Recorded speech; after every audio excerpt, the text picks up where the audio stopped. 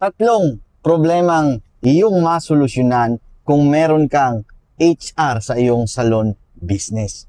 Yo, what's up? Magandang gabi mga salon owner. Kumusta kayo dyan? So time check natin ngayon ay 7:15 na ng gabi, no? At dito tayo ngayon sa ating brand sa Zel Salon sa Turil Branch, no? Sa may Davao City.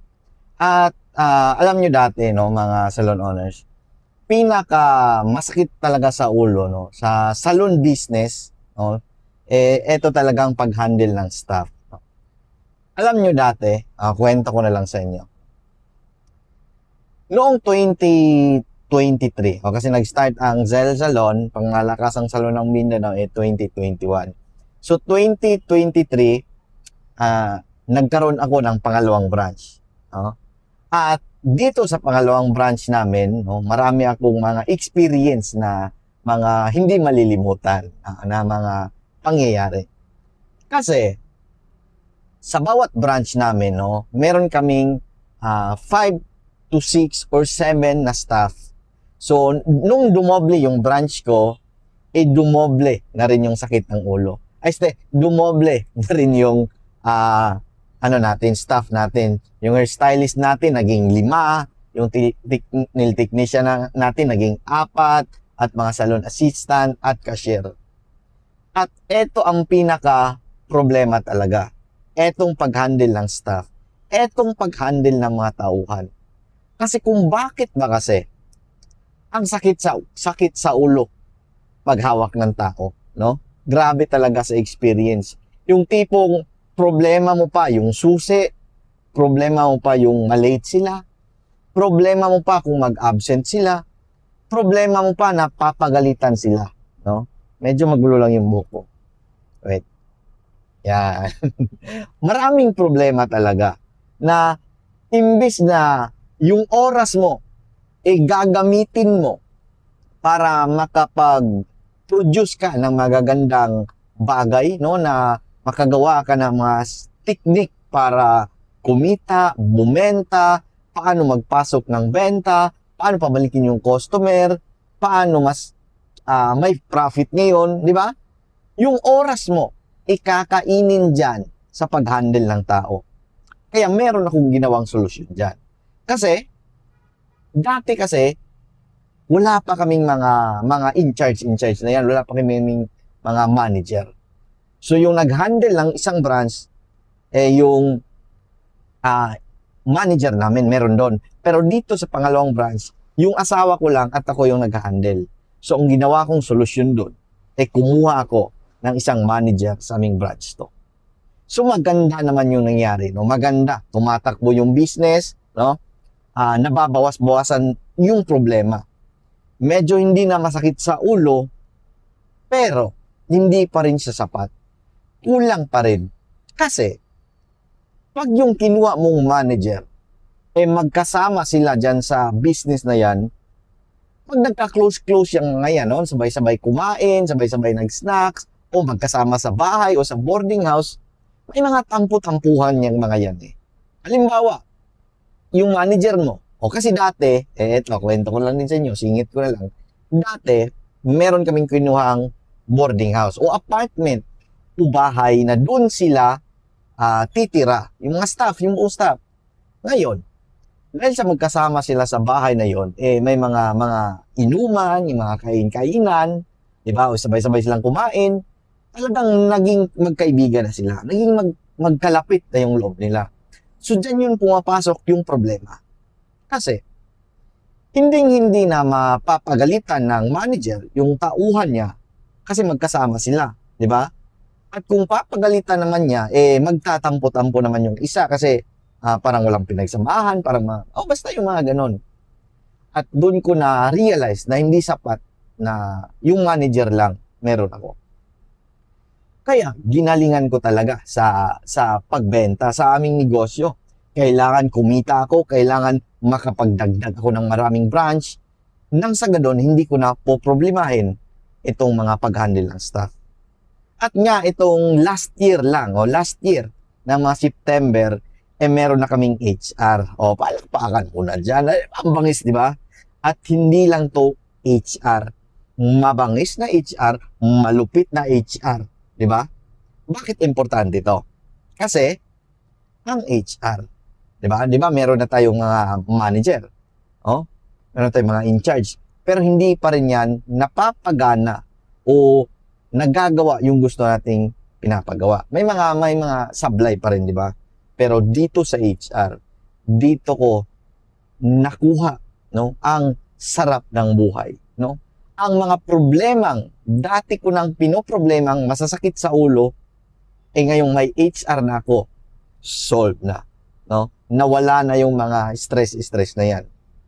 Kaya eto, i-share ko sa inyo ang 3 problemang masolusyonan mo kung may HR ka, no? At ang una dyan, kontrata. Contract, di ba? Pag nasa salon ka, kung may business ka, napakahalaga ng kontrata. At alam nyo ba dati na ako ang gumagawa ng kontrata? Ako ang gumagawa niyan. O basta lahat niyan akong gumagawa, no? At partida, hindi ko pa alam kung ano yung dapat na nandun sa kontrata. Hindi maaring tama yon, mga kalahati, pero hindi lahat tama, di ba? At ngayong meron na kaming HR sa aming salon, siya na yung namumblema doon, di ba? Siya na yung gagawa ng kontrata at siya na yung bahala kung i-renew niya or tatanggalin niya o wala na kung pa doon. Siya na ang may gawa doon, di ba? Pangalawang problema ang nasolusyonan namin dahil meron na kaming HR.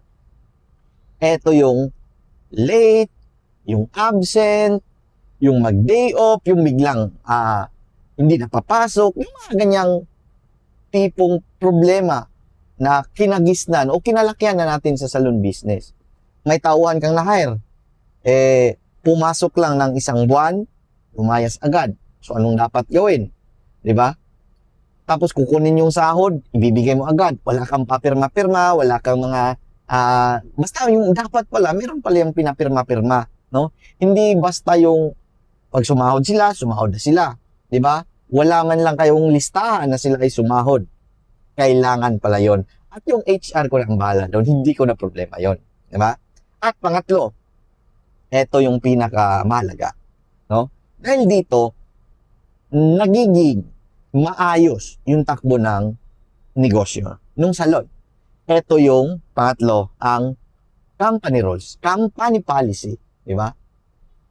Dati, meron na kaming ito, meron na kaming policy, meron na kaming mga batas, meron na kaming rules, bawal ang late, bawal ang absent, may penalty, yung mga ganyan-ganyang mga rules, di ba? Pero hindi agad mapapatupad. Yun nga kasi, yung manager na nilagay mo, baka siya rin yung masakit sa ulo. Sinong magpagalit nun? Sinong magtanggal nun kung kinakailangan, di ba? So dahil meron na kaming HR, napapatupad na namin ng maayos, ng istrikto ang company rules, ang company policy, di ba?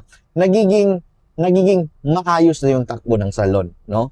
Wala na yung sasabihin na malakas yan kay ano ano yan kaibigan yan, close yan no? Wala na yung mga ganon. Kasi yung HR na ang naglilista kung ito ba ay sumunod sa policy at ito ba ay lumabag, anong dapat gawin. Dati alam nyo, suspension. Ako pa nagsasabi, suspended ka na, 3 days ka, huwag ka nang Pero, kwento ko lang sa inyo, singit ko na lang saglit. January, di ba? May staff kaming nag-absent nung January 2. January 3 yata. Basta mga ganon. Sinong nagalit nun? Sinong nagbigay ng parusa nun dahil lumabag sa policy?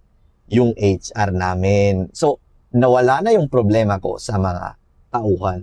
At ganyan kasarap ang buhay, kasarap ang feelings, ang pakiramdam kung meron kang HR sa iyong salon. Yun nga lang, may presyo. Kasi pag may HR ka, may additional babayaran ka, di ba?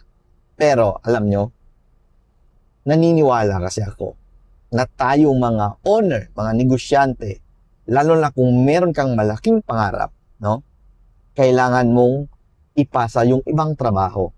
Yung ibang trabaho, gaya ng paggawa ng kontrata, hindi tayo magaling dyan.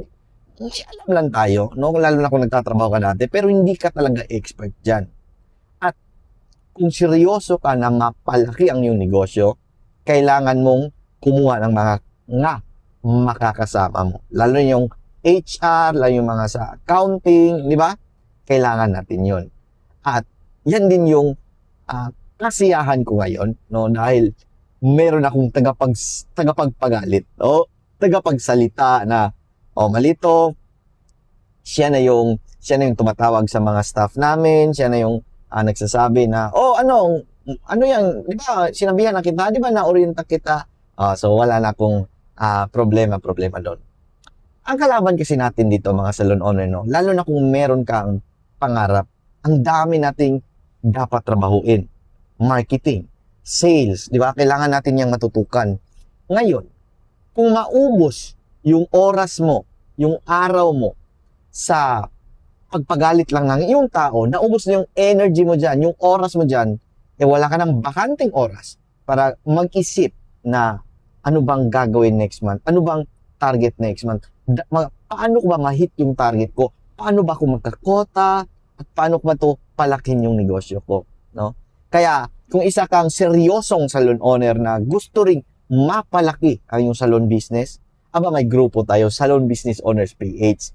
At dyan sa grupong yan, dyan natin pagtutulong-tulungan itong problema natin sa staff na masasakit sa ulo, patalon-talon, palipat-lipat, nagpadala ka ng pamasahe pero lumayas, nag-CA pero lumayas, nangutang pero lumayas, di ba? At yung iba ay naninira pa ng sadya ng buhok ng customer para masira yung pangalan ng business mo. Kaya kung isa kang seryoso dyan, no, na gustong ayusin yung ganitong industriya, pasok sa ating grupo, Salon Business Owners PH, at tulungan tayo, di ba? Na maayos ang ganito. Dahil naniniwala ako na kung makipag-cooperate ka, makipagtulungan ka, syempre maayos natin to. Masusolve natin to, no?